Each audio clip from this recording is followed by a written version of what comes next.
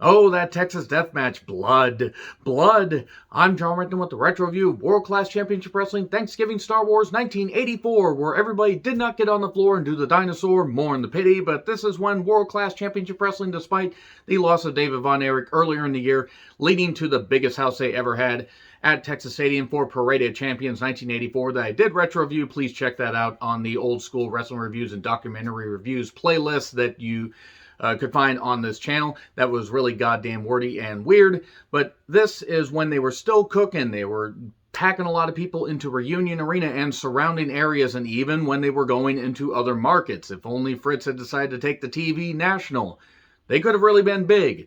But anyway, unfortunately, World Class Championship Wrestling sort of self-destructed through a lot of things that have been discussed on the various documentaries and in the Dark Side of the Ring episodes. And let's just talk about this, where it is from Classic Wrestling Stuff on YouTube. I encourage you guys to check out their channel. They got a lot of really good stuff. And it's nice that these events are on YouTube in some form or another. Now, the 1985 events are as well. No 1986 stuff as of yet, and only the Christmas Star Wars of 1987, where by that point, I mean, by late 1986, they weren't even putting more than 6,000 people in Reunion Arena. It really is sad. So this did have a match cut, and the one thing I like is that these events felt big, and they didn't go 3 or 4 goddamn hours. That's nice. You know, they packed the stuff in, and sure, a few matches are clipped because this is as complete a footage as possible, but it's just really nice. So anyway, Mark Lawrence does the intros. Bill Mercer on the call.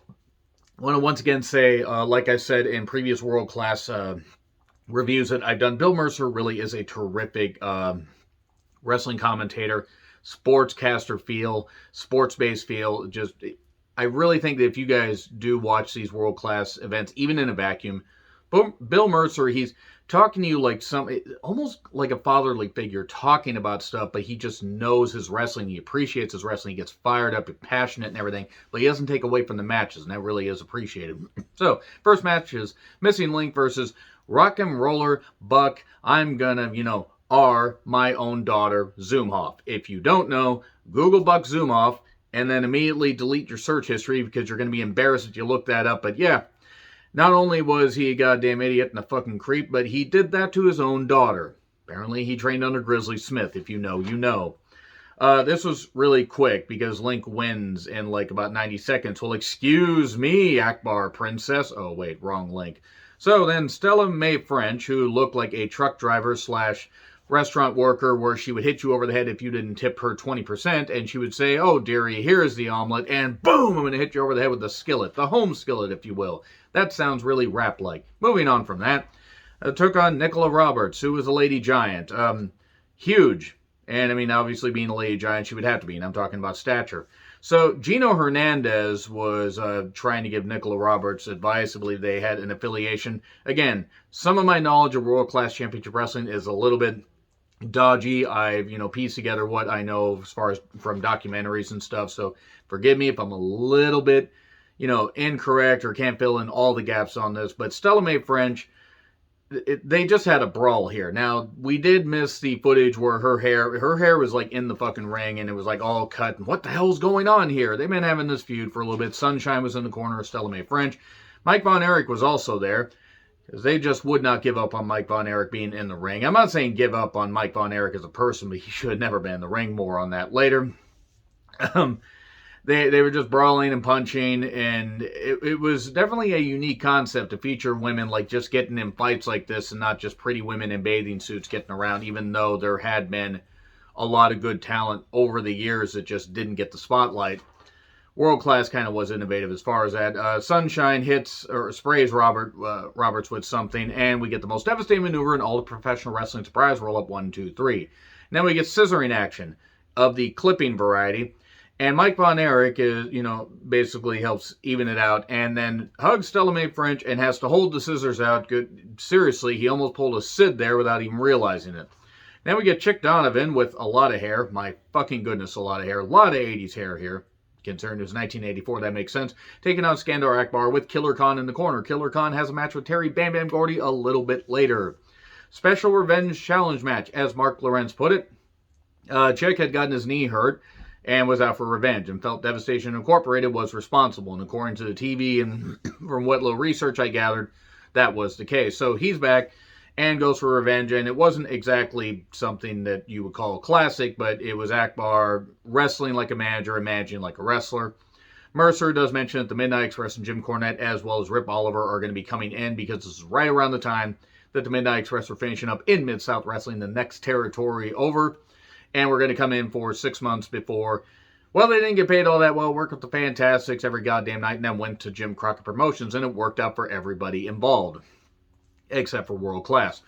So there was a lot of knee targeting, and then Khan causes a DQ. Terry Gordy runs in and hits Khan with his boot and everything to be precursor to the match later, and that's it. Bobby Polton versus El Diablo Grande was cut. That's according to the card on Wikipedia. So the Fantastics, Bobby Polton and Tommy Rogers, took on the PYTs that were Coco Ware, soon to be Coco Beware, but before the parrot, before he was just parroting everything and just doing the bird noises, and Norvell Austin, who, by the way, was one of the original members of the Midnight Express. And weird to see Coco Ware as a heel. The Fantastics got a fucking amazing reaction anytime they hit offense. So, of course, girls... One thing I will say about world-class crowds from 81, but especially 82, to 83, 84, 85, whenever the Von Erichs were in the goddamn ring, they exploded. They just went nuts and everything. It was like Beatlemania in Dallas. Deedlemania, if you will. No, that's Meet the Deedles. Boy, that was a weird movie. Moving on. Fantastics were defending the American Tag Team Championships, and that was pretty... What was pretty much a highlight of this was the Fantastics getting big reactions. This match actually wasn't that bad. Brawling from the PYTs again, seeing Coco Ware as a heel was a little bit strange. Fulton does eventually get the hot tag, and of course the most devastating maneuver in all of professional wrestling. Surprise roll-up, 1, 2, 3. There you go. And not the last time we get a... I realize the World Class Championship Wrestling had a lot of roll-ups. I'm not saying the Territorial Wrestling didn't always have roll-ups. I'm just saying World Class probably did by 200% because some people were not in the right frame of mind to remember complicated finishes. And we go to Kerry Von Erich and Iceman King Parsons taking on Jake Roberts in warm-up pants and Kelly Knitsky, the son of Gene Knitsky. And it was quick. Kerry came in and brawled at the very end, and Parsons got a roll-up on Knitsky, a sunset flip. 1, 2, 3. That's really about it right there. And Mike Von Erich took on Gino Hernandez with Nicola Roberts in the corner. Texas Heavyweight Championship match is what it was listed, yet Bill Mercer said it was non-title. Okay, whatever. Mike should have never been in the ring. Gino had to carry him. This was sad. Roberts accidentally gets knocked down. Nicola Roberts gets knocked down by Gino Hernandez, and she does manage to recover in enough time to push Mike Von Erich's foot off the ropes. Now, there was a ref bump, so Bronco Lubick did not realize this, or Bronco Lubich, I believe was his name. And second ref comes in, I believe that was David Manning, says, no, push the foot off the rope. What? Okay, I believe you, random person, and I don't even know if there's one or two of you here. I'll believe you. And Mike Von Erich wins by DQ. Just would not give up on featuring Mike Von Erich. Terry Gordy took on Killer Khan, Texas Death Match. So Kerry Von Erich was a guest referee. They basically said there's no falls, but there's a 30-second rest period between falls. Basically what they're saying is unlimited falls. You can't just win by pinning somebody. That doesn't mean the match is over. 30-second rest period after you pin somebody for a 3 count. They got 10 seconds after that rest period to rise back up, back on their feet. Gordy was bleeding and being bit. There was a lot of blood in this. I mean, that's the one thing I'm kind of glad that we've gotten away from as far as wrestling. There's nothing wrong with accidental blood and whatever, but some stuff was a bit gory. Though, of course, I will always champion that. I love the Magnum TA versus Tully Blanchard Steel Cage match. Steel Cage I Quit match, that is, for the U.S. title at Starrcade 1985. My fucking goodness, how bloody that was. But Khan was bleeding also. There was a lot of goddamn blood in this. And Akbar tries to stop a 10 count after Khan had been choked out and pinned for 3. But Kerry basically ended up determining after a brawl when the missing link came in and then got excused Princess from, the ring. Terry says, now I declare him the winner. Because I can decide that because I'm the ref. I'm amazed that Kerry Von Erich could count to 3 at this point, considering the state of mind that he was in. Kerry was a fucking natural. He just was lost. Just had a lot of demons. So, Terry Gordy calls Kerry Von Erich to the ring. He's going to beat him up, and he shakes his hand. So the Von Erich Freebird feud is over. No, it's not. I think it started back again in 85 because they would go on again, off again, and whatever. So we get pre-tapes of Kevin Von Erich saying he's going to take out Chris Adams just like he was laid out at the Cotton Bowl just a couple months, or just a month prior. And Chris Adams is getting a massage, getting, probably a happy ending after the cameras went off the air. That's unfair. And says that he's not worried. He'll win. And it's Chris Adams versus Kevin Von Erich, no DQ match. It was just crazy because it was just a wild brawl and everything. They did announcer table bumps, and that ended up causing audio issues.